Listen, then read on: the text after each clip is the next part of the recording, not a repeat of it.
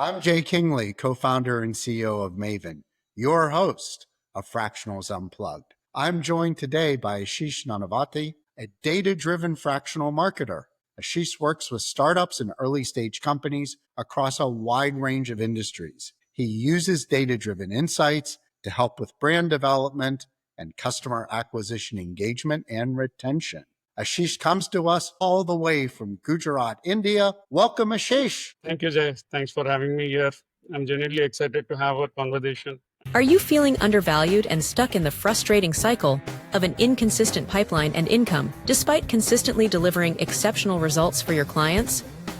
Maven's proven 97% done-for-you client acquisition system transforms your expertise into a steady income of $300,000 to $500,000 a year, providing lasting financial security and establishing you as the go-to resource for your clients' toughest challenges.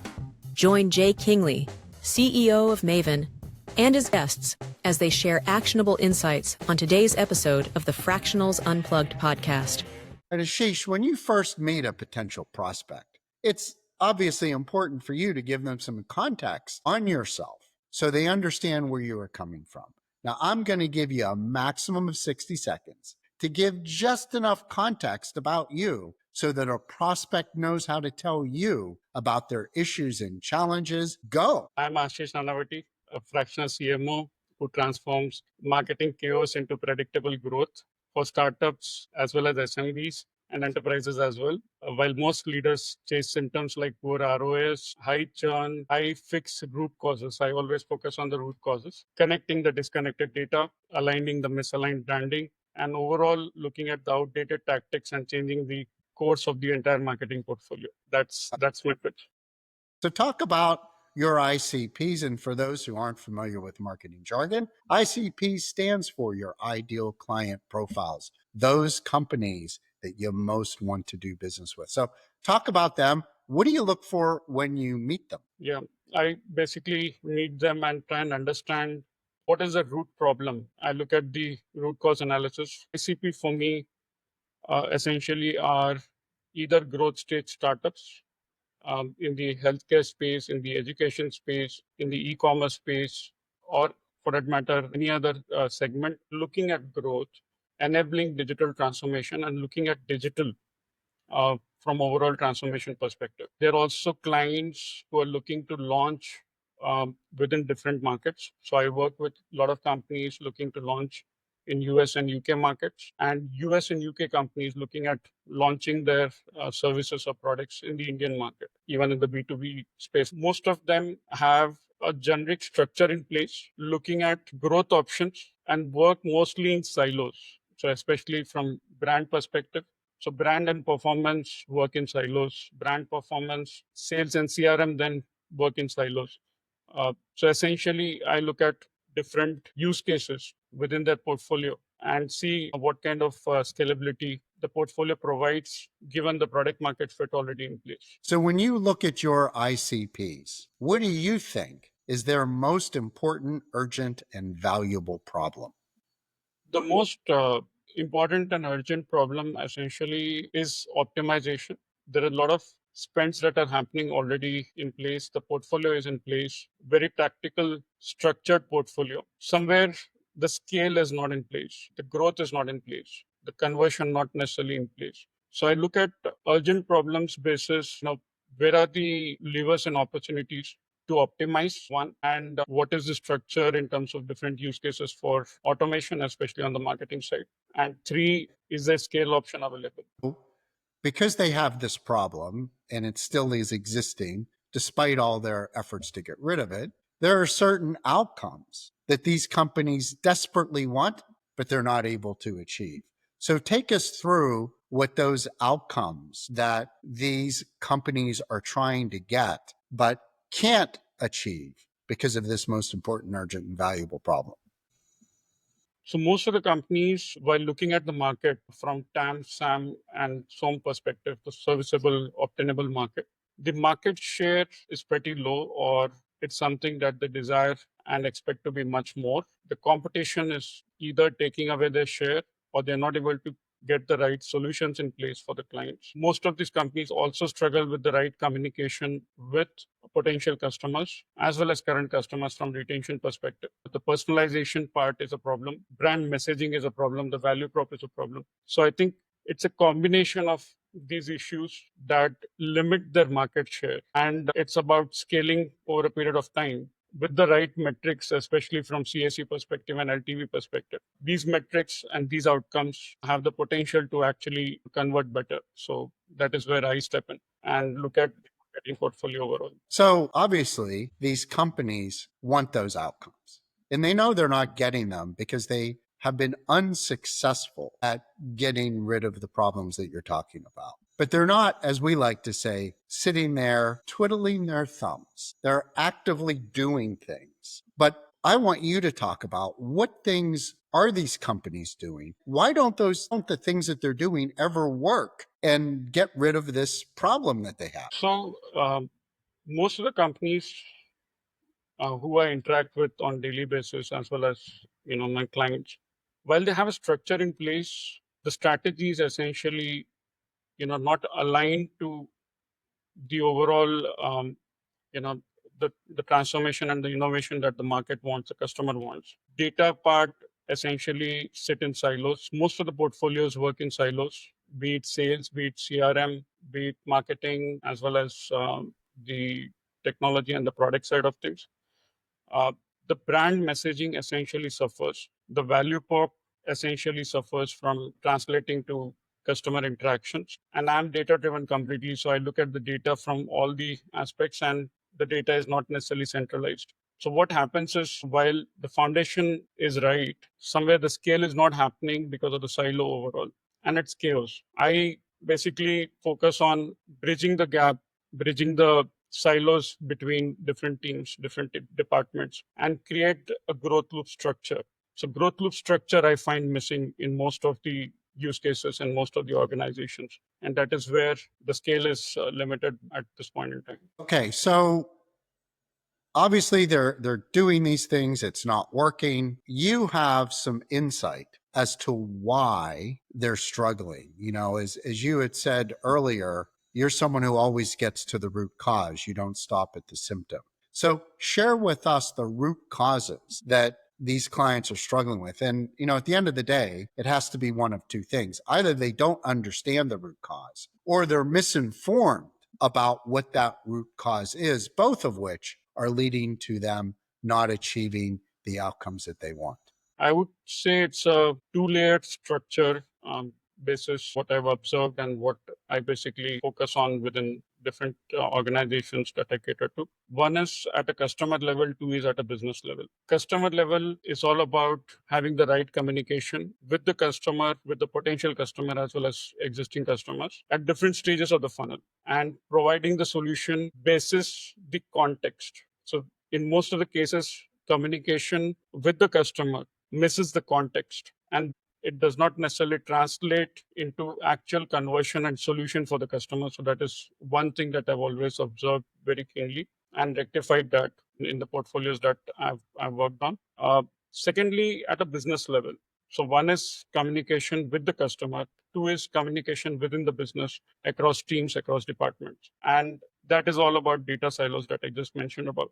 Not just that, but the brand communication does not necessarily translate into product communication, into the entire CRM structure, into the sales structure. And that is where, the entire messaging is failing. So I start with the actual customer solution and communication structure and translate that into digital performance driven marketing and map everything from growth loop perspective. So you talked about like these silos being really a fundamental cause of all the symptoms that they're seeing. So what should these companies be doing to bust apart those silos and leave, as I like to say, get out of struggle city and get into success city? So the first thing that the companies should be looking at, and what I always recommend, is reviewing the current scenario, doing a complete audit, understanding if the entire marketing and sales structure is aligned to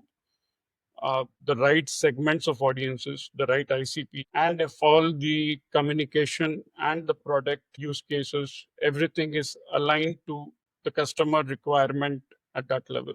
And what is the stage of the customer? So the first thing is just looking at the overall foundational structure that is already created by the business in the 0 to 1 space. Once that is in place, then the structure is about optimization. So if the foundation is in place, is the money being spent, is the entire activity of the business in the right direction for the right customer? If not, how can that strategy change? And what is the money that can be saved instantly? That, I follow the Pareto principle that certain percentage of your spends are actually giving percentage of your volume. So generally it is 40% of the spends giving 80% of the volumes. What is that 40% or what is that 50% of the spend actually working out and other 50% not working out? So that's the second stage, audit plus operational structure. Then it's about creating a growth loop, structure and strategy, focusing on the right customer journey from digital perspective as well as offline perspective, combining all the touch points and then getting the entire structure rolled out across product, sales, CRM, and marketing. So that's a growth hack that one has to get into. Why don't you define for us what you mean when you use the term growth loop? Sure. So growth, from a growth hacking perspective or growth marketing perspective, is essentially about getting agile methodologies in place and scaling from X to 5X to 10X in the right direction, not necessarily in any direction, but in the right direction. So growth marketing is all about churning away wastage. It's focusing on what's actually working and then creating more channels as well as the entire marketing portfolio from communication perspective and identifying the areas where the energy can be put in and then scaling that up significantly. So that's essentially growth marketing in a nutshell, mapping everything from business perspective. Thank you for that explanation. We're going to take a quick break. And when we come back, we're going to learn a little bit about Ashish. Is your pipeline inconsistent and rarely full? Do you struggle to stand out and communicate your unique value? The lead generation you've done or had others do for you has largely been a waste of time and money.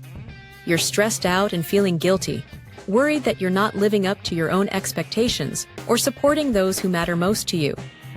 Maven offers the only 97% done-for-you client acquisition service trusted by top fractional executives and consultants. Our proven system takes care of your go-to-market strategy, lead generation, and sales, turning your expertise into a full pipeline and a high-converting sales process.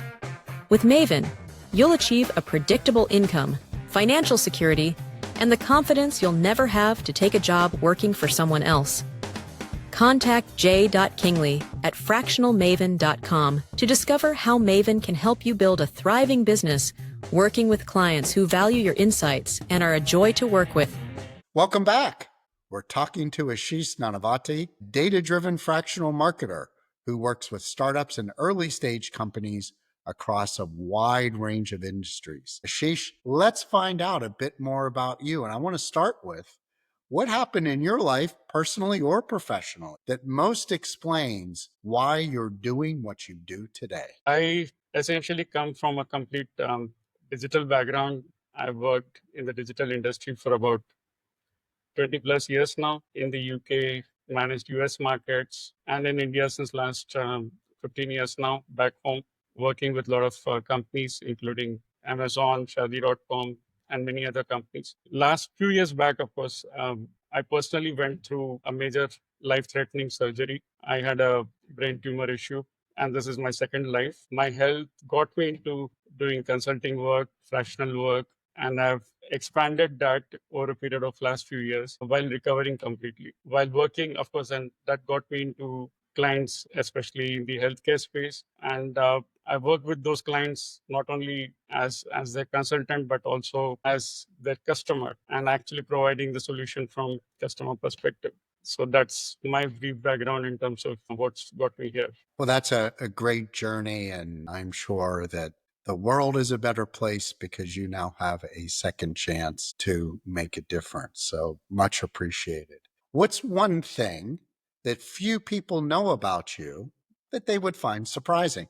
I think I'm also very creative. While I position myself as completely digital and data driven, my creativity essentially lies in figuring out the right communication, the artwork, the brand proposition, and many more things. I'm very creative, which probably everyone would find surprising to hear. Okay.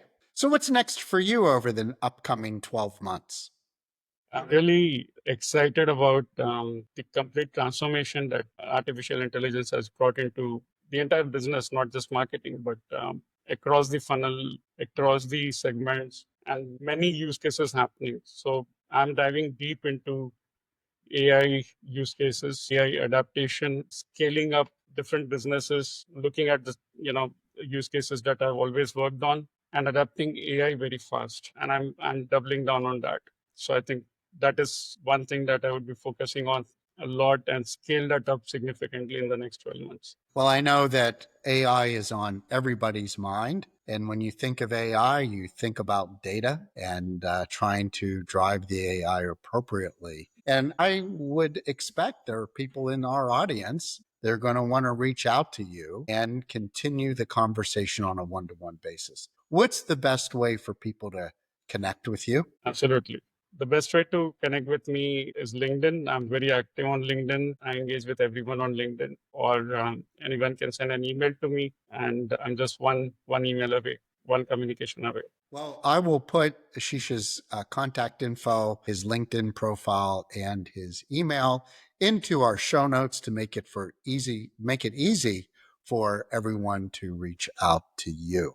Ashish, I want to thank you for being a guest on our Fractionals Unplugged show. Be sure to subscribe to both our podcast on all the major platforms and our YouTube channel for our videos. Until next time, secure your independence with the freedom, flexibility, and control that you deserve without sacrificing financial stability and security.